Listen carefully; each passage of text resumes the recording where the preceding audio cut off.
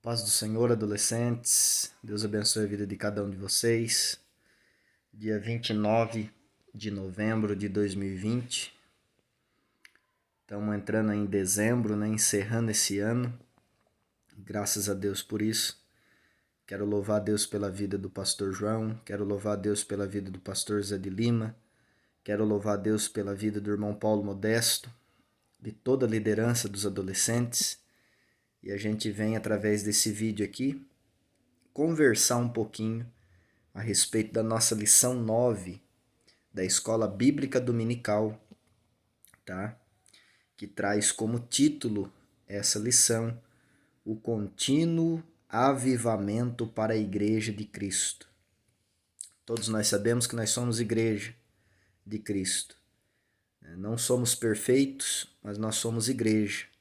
Somos o corpo de Cristo, né? E cada um de nós somos os membros desse corpo. A igreja como um todo, ela é um corpo. E nós, cada um de nós, somos membros desse corpo. E nessa revista, desde a primeira aula, nós estamos vendo sobre o avivamento para a juventude.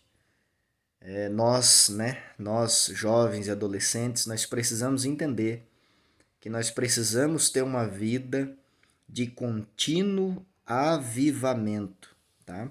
O avivamento, ele não se dá apenas em um momento, tá?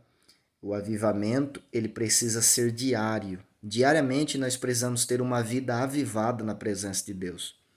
Não devemos também confundir avivamento com movimento. Há muitas pessoas que participam de movimentos, se alegram apenas ali por um momento, dizem, né, que passaram por um grande avivamento, mas depois no seu dia a dia não demonstra, né, que verdadeiramente foi avivado. Aquele que verdadeiramente foi avivado, a gente percebe no seu dia a dia. No seu dia a dia ele busca melhorar na presença de Deus, ele busca a presença de Deus, ele a cada dia ele vai sendo moldado pela palavra de Deus. Então, o verdadeiro avivamento, ele é diário, ele é contínuo, ele começa em um determinado momento, mas ele perdura, né, pelo decorrer dos dias. E nós, como igreja, nós precisamos entender nessa lição, que nós vamos ver, que nós precisamos ter uma vida de contínuo avivamento. Provérbios capítulo 4, versículo 18 diz assim: Mas a vereda dos justos é como a luz da aurora, que vai brilhando mais e mais até ser dia perfeito. Então o texto está dizendo que a vida do justo é como a luz da aurora, ou seja, a luz do dia. Nós vemos quando o dia amanhece, ele desponta, o sol se desponta, né? E conforme as horas vai passando, o dia vai correndo, esse sol vai se despontando cada vez mais, até ele chegar ao meio-dia, onde ele vai estar bem no meio do céu, iluminando todo o dia, né? E a gente vê que aquele dia se torna um dia, vamos se dizer, como o texto está dizendo, um dia perfeito, porque o sol brilha com toda a sua força no meio do céu. E o texto que nós lemos está dizendo que a vida do justo é exatamente assim. Ele vai brilhando mais e mais. O Novo Testamento vai falar que o justo vai viver de fé em fé, de glória em glória. Ou seja, a cada dia o justo vai sendo moldado pela palavra de Deus. E conforme ele vai sendo moldado pela palavra de Deus, ele vai tendo uma vida avivada na presença de Deus diariamente, até ser dia perfeito. E quando é que nós vamos ser dia perfeito, né? Quando é que nós seremos perfeitos por completo? No dia que Jesus vier nos buscar, né? Aí sim nós seremos perfeitos. Enquanto estamos nesse corpo carnal, de carne, nós falhamos, nós erramos, nós pecamos. Mas ainda assim, nós precisamos buscar a presença de Deus para que a gente possa viver verdadeiramente um avivamento. Mas quando o Senhor Jesus vier nos buscar, nós seremos perfeitos, livres, né, do poder, do pecado, das tentações que nós sofremos nesse corpo. Então o texto está mostrando é isso, que o justo ele vai melhorando a cada dia. E o contínuo avivamento na vida do crente proporciona essa contínua melhora na vida do cristão. E eu quero aqui destacar 3 pontos dessa lição, e o primeiro deles é apresentar uma necessidade de viver conforme o caráter de Cristo. Quando nós olhamos para a vida de Jesus, nós vemos que Jesus tinha um caráter ilibado, um caráter digno de louvor, né? Vamos dizer assim. Porque Jesus, ele procurava levar uma vida honesta diante de Deus e diante dos homens. Lá em Lucas capítulo 2, o texto vai falar que o menino Jesus, ele crescia em sabedoria, né, em estatura e em graça diante de Deus e diante dos homens. Ou seja, ele crescia para com Deus e ele crescia também em respeito, né, em dignidade diante dos homens. Então, quando nós olhamos para Cristo, nós vemos que Cristo tinha um caráter digno de ser imitado por nós. Então, Jesus precisa ser o nosso maior modelo, o maior modelo de caráter. Jesus, ele falava a verdade, nós devemos falar a verdade. Jesus, ele amava a Deus e a sua palavra, nós também devemos amar a Deus e a sua palavra. Jesus procurava fazer a vontade do Pai. Ele mesmo disse, né, a minha comida, ou seja, aquilo que me traz satisfação, é fazer a vontade daquele que me enviou. Então nós também devemos procurar sempre fazer a vontade de Deus, ainda que a nossa carne não queira, mas nós devemos buscar fazer a vontade de Deus, porque esse era o caráter de Jesus. Jesus vivia para agradar o Pai e nós devemos viver para Cristo. Por isso que Paulo vai dizer no Novo Testamento, porque para mim o viver é Cristo e o morrer é ganho. Ou seja, enquanto Paulo vivia, ele vivia para Cristo. Nós também devemos viver para Cristo. Então devemos viver conforme o caráter de Cristo. Jesus era um homem íntegro, Jesus era um homem de fé, Jesus era um homem de oração, Jesus era um homem que buscava fazer a vontade de Deus, que amava as pessoas, que estendia a mão para as pessoas, que ensinava a palavra de Deus para as pessoas, que pregava a verdade do Evangelho. Tudo isso faz parte do caráter de Cristo. E nós devemos, nós os crentes, os cristãos, temos uma necessidade de viver conforme o caráter de Cristo. Por isso que Paulo diz, né? Sede, pois, imitadores de Cristo. Por isso que Paulo vai dizer também em 2 Coríntios, né, capítulo 2, se não me falha a memória, que nós somos o bom perfume de Jesus Cristo.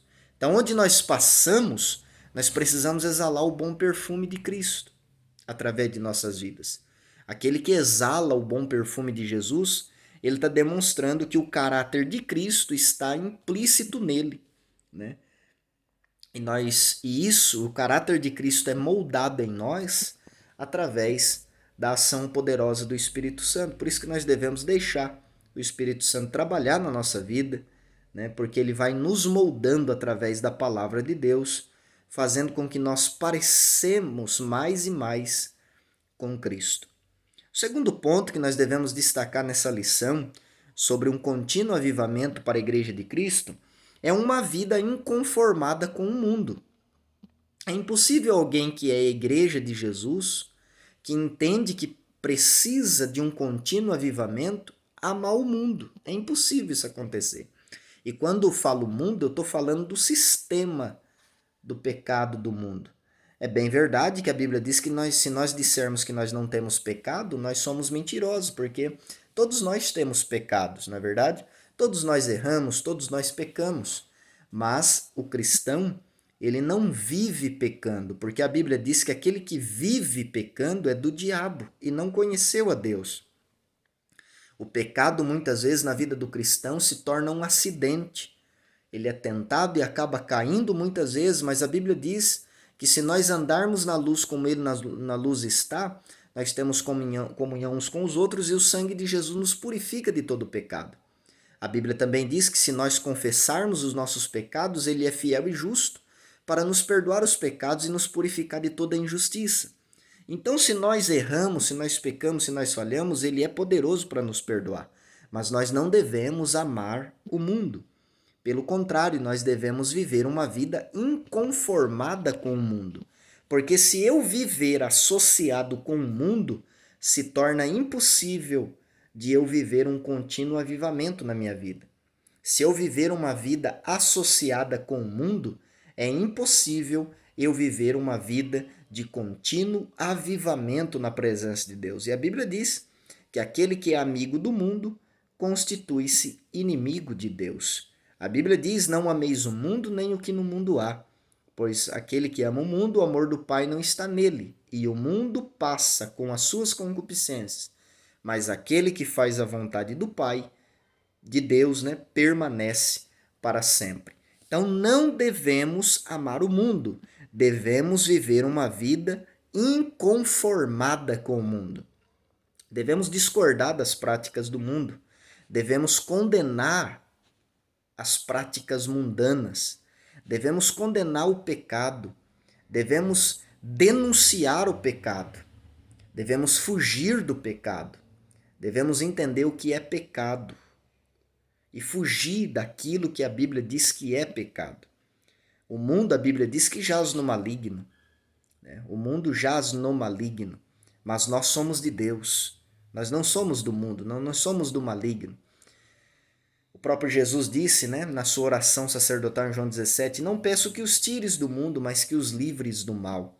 Então a igreja de Cristo está nesse mundo, mas enquanto aqui nós estamos, nós precisamos ser sal da terra e luz do mundo. As pessoas precisam olhar em nós e ver o caráter de Jesus em nós, né? Pois nós precisamos ser luz, ou seja, mostrar o caminho, né, para essas pessoas que vivem ainda mergulhada na prática do mundo. Por isso que a Bíblia diz: não vos conformeis com o mundo, mas transformai-vos pela renovação do vosso entendimento, para que podeis experimentar qual seja a boa, perfeita e agradável vontade de Deus. Romanos capítulo 12, versículo 2. Então não devemos amar o mundo. Para viver uma vida de contínuo avivamento, primeiro precisamos entender a necessidade que nós temos de viver o caráter de Jesus. Segundo, devemos viver uma vida inconformada com o mundo. Não devemos fazer parte desse sistema de pecado. E terceiro, devemos estimular-nos uns aos outros, né, para viver um tempo de renovação espiritual. Precisamos estimular-nos uns aos outros. Sabe o que é isso? É eu animar você e você me animar. É eu ajudar você e você me ajudar. E juntos nós vivermos uma vida de renovação espiritual todos os dias. Sabe o que é isso? É eu falar para você: olha, você já orou hoje? Vamos orar. Olha, você já leu a Bíblia hoje? Vamos ler a Bíblia. Vamos para a igreja, vamos pegar firme, vamos se esforçar.